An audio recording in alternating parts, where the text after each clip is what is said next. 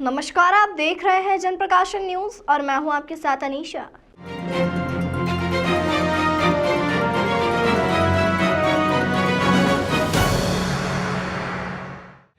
कांग्रेस का जो सिंबल है वो नहीं है, तो क्या ये उम्मीद करते हैं आप कि इस यात्रा के माध्यम से वो संगठन, गैर राजनीतिक राजनीतिक संगठन जो आपको 2024 में किसी रूप में आज एक मैं आपको बताऊं, आज एक आरएसएस के व्यक्ति आए, मुझे उन्होंने कहा मैं आरएसएस का हूं, मैं यहां आपका स्वागत करने आया हूं। मैंने कहा ये जी, तो मेरा सवाल ये था कि इस यात्रा से आगे आपका जो लक्ष्य, जिस तरह से रिस्पांस मिल रहा है, तो एक मजबूत प्रतिपक्ष की तरफ आप बढ़ेंगे आगे, ऐसा आप उम्मीद करके चलते हैं या भविष्य में? मैं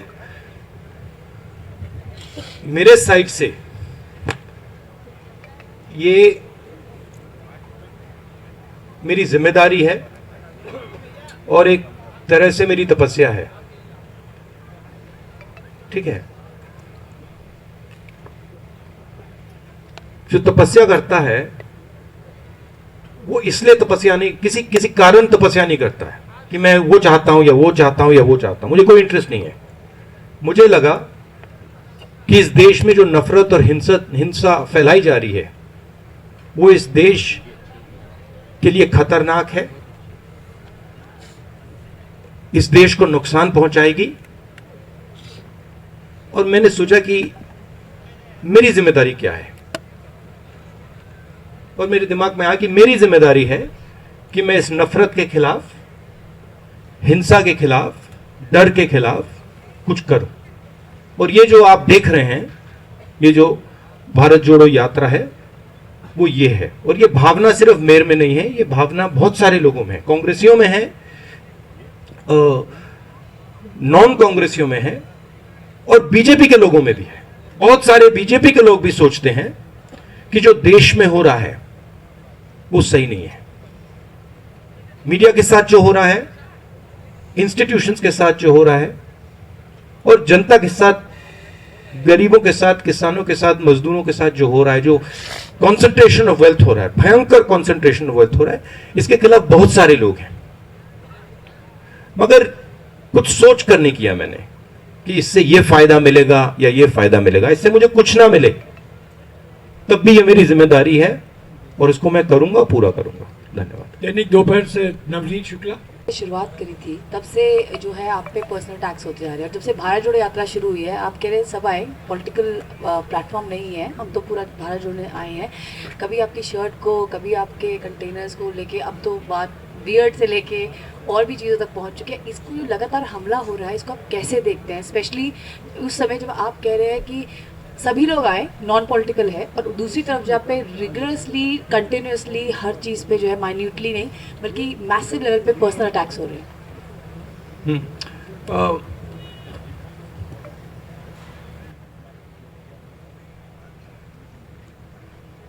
बीजेपी की प्रॉब्लम क्या है मैं आपको बता देता हूं। प्रॉब्लम यह है, और इस यात्रा ने इसको, मैं कह सकता हूं, छोटी तरीके से दिखाया है, बड़ी तरीके से नहीं दिखाया, छोटी तरीके से दिखाया, क्योंकि मैंने शुरुआत की है। बीजेपी का प्रॉब्लम है कि उन्होंने हजारों करोड़ रुपए मेरी इमेज को खराब करने में लगा दिए, और मेरी एक यहां पे उन्होंने इमेज बना दी है। अब लोग सोचते हैं कि ये मेरे लिए नुकसानदायक है, मगर एक्चुअली ये मेरे लिए फायदेमंद है। क्यों? क्योंकि सच्चाई मेरे हाथ में है, और सच्चाई को छुपाया नहीं जा सकता है। तो जितना पैसा ये मेरी इमेज को खराब करने में डालेंगे, उतनी शक्ति वो मुझे दे रहे हैं, उतना मैन्यूवरिंग रूम वो मुझे दे रहे हैं। आप देखना, क्योंकि सच्चाई को छुपाया नहीं जा सकता, दबाया नहीं जा सकता है। और जहां तक पर्सनल टैक्स की बात है, पर्सनल अटैक्स इसलिए आते हैं क्योंकि व्यक्ति राजनीतिक पोजीशन लेता है। अगर आप बड़ी शक्तियों से लड़ोगे तो पर्सनल अटैक आएगा। अगर आप किसी शक्ति से लड़ नहीं रहे हो, अगर आप ऐसी फ्लोट कर रहे हो, तो पर्सनल अटैक नहीं आएगा। तो मैं जानता हूं जब मेरे पर पर्सनल अटैक आता है तो मैं सही काम कर रहा हूं, मैं सही डायरेक्शन पे चल रहा हूं। तो एक तरीके से ये जो पर्सनल अटैक होती है, ये जो पैसा बीजेपी मेरे इमेज को खराब करने में डालती है, ये एक प्रकार से मेरा गुरु है। ये मुझे सिखाता है कि भैया इधर जाना है, इधर नहीं जाना, उधर जाना है। क्योंकि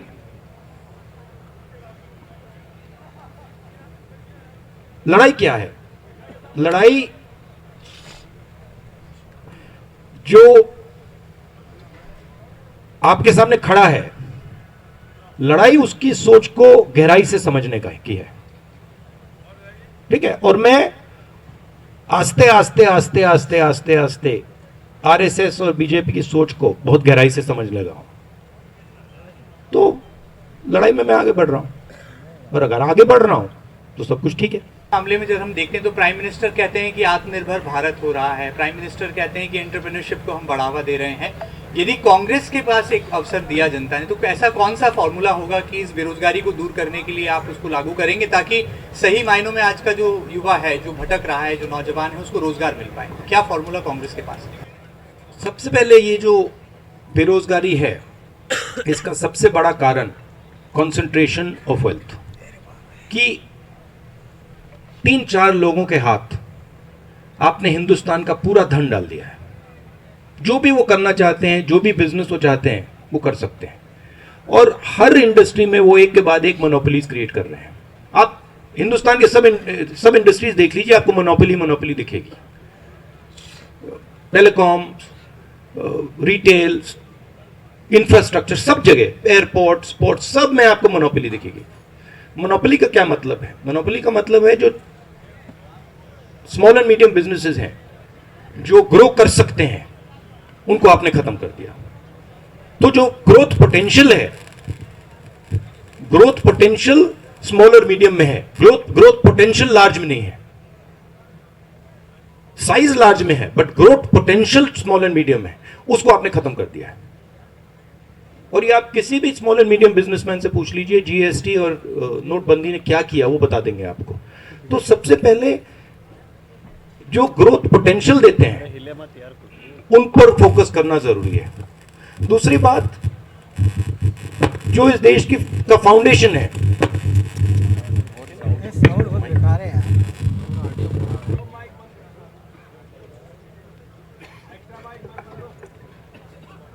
जो इस देश की नींव है, जो किसान हैं, उनको बिल्कुल छोड़ दिया है।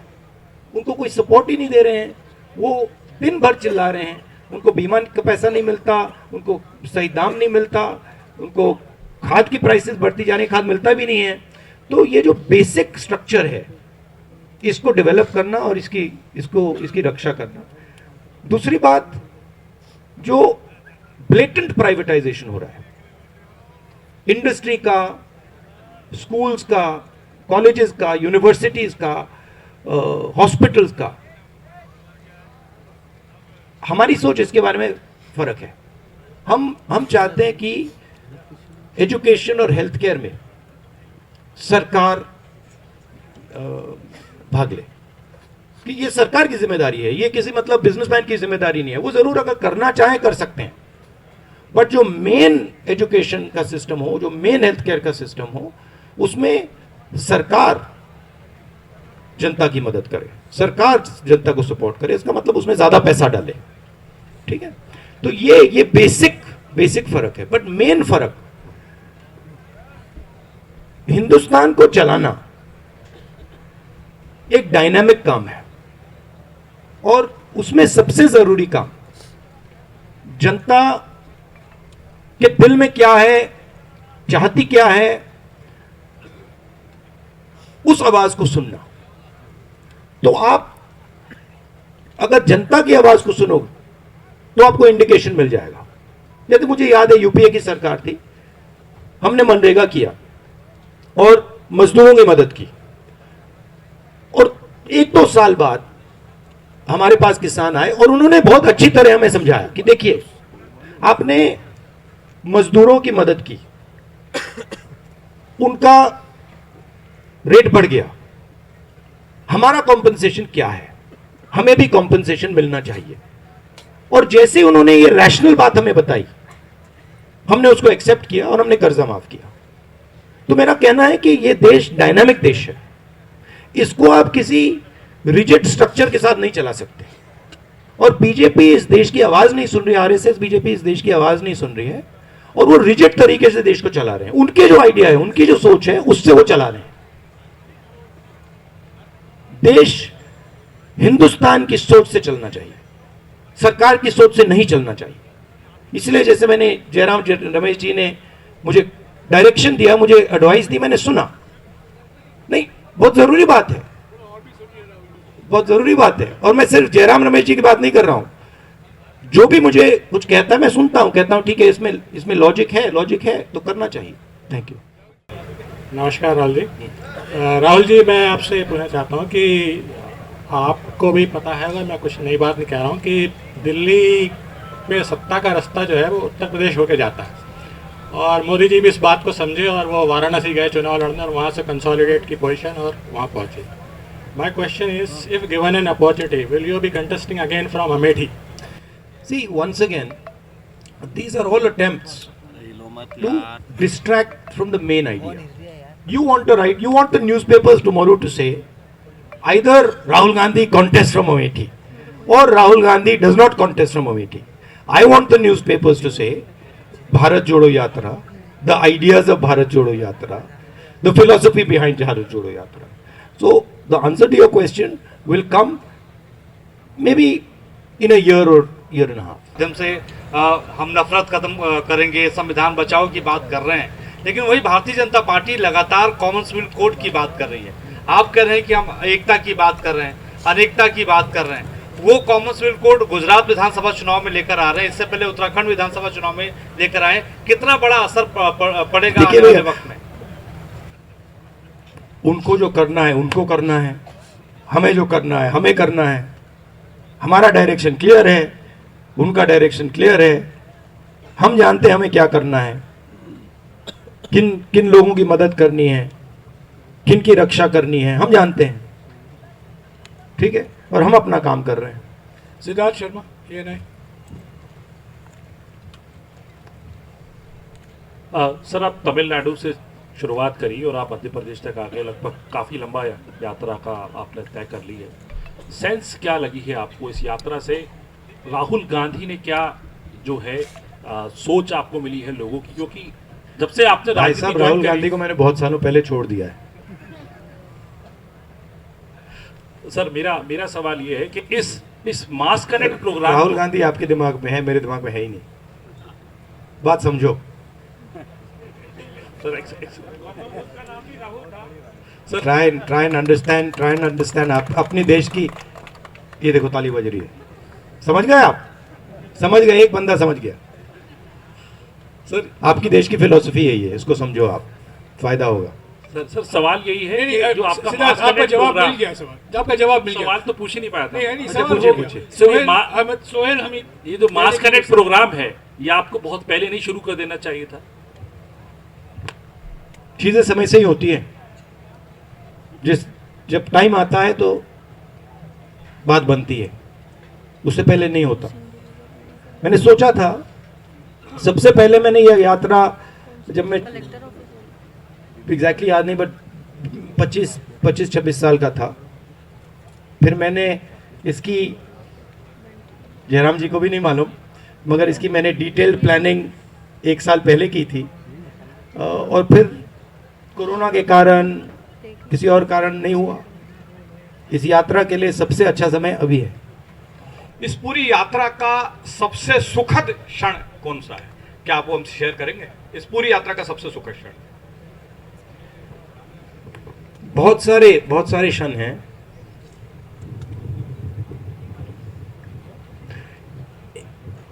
एक नहीं कह सकता हूं।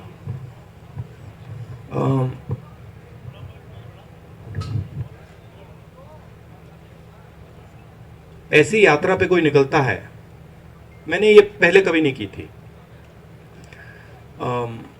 छोटा काम नहीं है, तो पहले निकलते हैं, पहले 5-10 दिन बाद पता लगता है कि भाई 3,700 किलोमीटर चलने हैं। बीच में मेरे घुटने में दर्द होना शुरू हो गया। मेरी पुरानी इंजरी थी, पहले ठीक हो गई थी, वो थोड़ी डिस्टर्ब हो गई, तो काफ़ी मुझ में डिस्कम्फर्ट था, डर था कि भाई ये चल पाऊंगा या नहीं। और फिर आस्ते आस्ते उस डर का सामना किया कि भाई चलना पड़ेगा, सवाल ही नहीं उठता। तो वैसे क्षण अच्छे होते हैं कि आपको कोई चीज डिस्टर्ब कर रही है और आपने उसको आप अडेप्ट कर गए, तो अच्छा लगता है। एक बार मैं ये नहीं कहूँगा कि ये सबसे अच्छा क्षण था, क्योंकि बहुत सारे थे, मगर जब आपने सवाल पूछा वो ये क्षण याद आया कि मेरे पैर में काफ़ी दर्द, घुटने में काफ़ी दर्द हो रहा था, मैं चल रहा था और बहुत सारे लोग मेरे से बात कर रहे थे। धक्का लगता है, ऐसे धक्का लगता है, तो जब धक्का लगता है तो चोट लगती है। तो मैं कहता रहता हूँ थोड़ा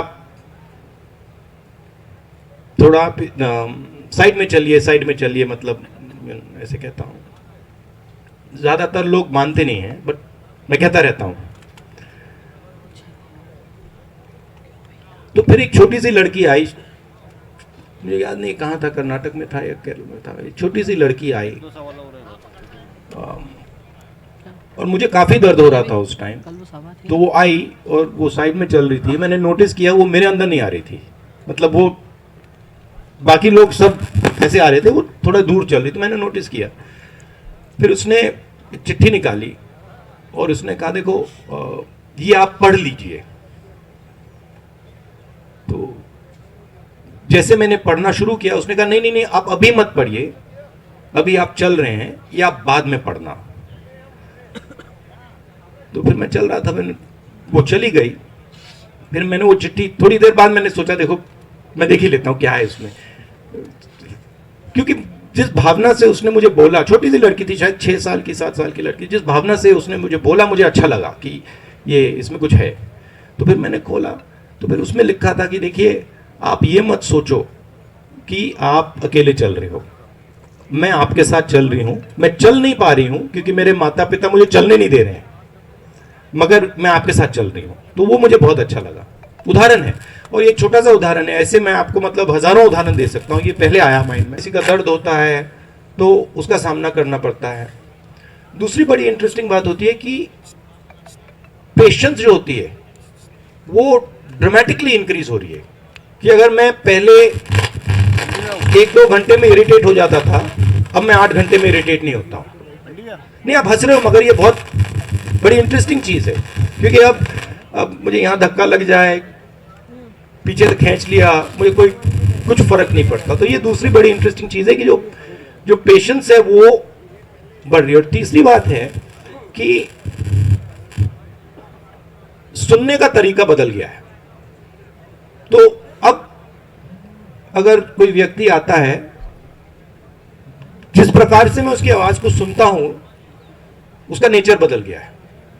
मैं ज्यादा उसकी ओर से आवाज को सुनता हूं, मैं अपनी ओर से नहीं, मैं यहां से नहीं देखता हूं, मैं उधर से देखता हूं। तो ये मुझे लग रहा है काफी फायदेमंद चीजें हैं। सहमति दी गई थी, लेकिन कांग्रेस के ही एक नेता हैं जिन्होंने इसके अगेंस्ट में पुनर्विचार याचिका दायर की है। तो आप इस यात्रा में सभी वर्गों को जोड़ने और सभी को समान अधिकार देने की बात कर रहे हैं, तो इस फैसले को लेके आपके क्या विचार हैं? देखिए, मैं इस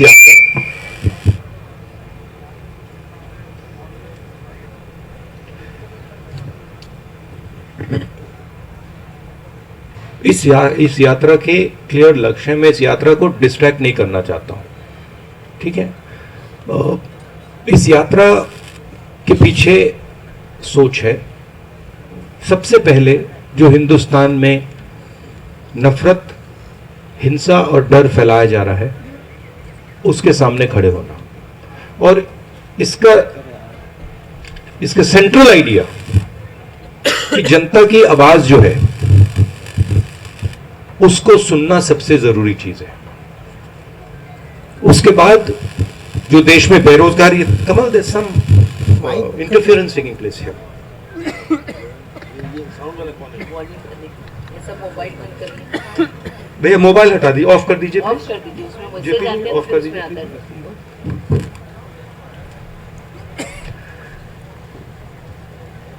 और ये यात्रा बेरोजगारी के खिलाफ और जो महंगाई बढ़ रही है उसके खिलाफ। मैं ज्यादा पॉलिटिकल मुद्दे इस यात्रा में रेज नहीं करना चाहता हूं और इस यात्रा को मैं डाइवर्ट नहीं करना चाहता। जो जनता कह रही है और जो फीडबैक हमें मिल रहा है उसके बारे में हम आपसे जरूर बात कर रहे हैं। देश दुनिया की तमाम खबरों के लिए चैनल को लाइक, शेयर और सब्सक्राइब जरूर करें।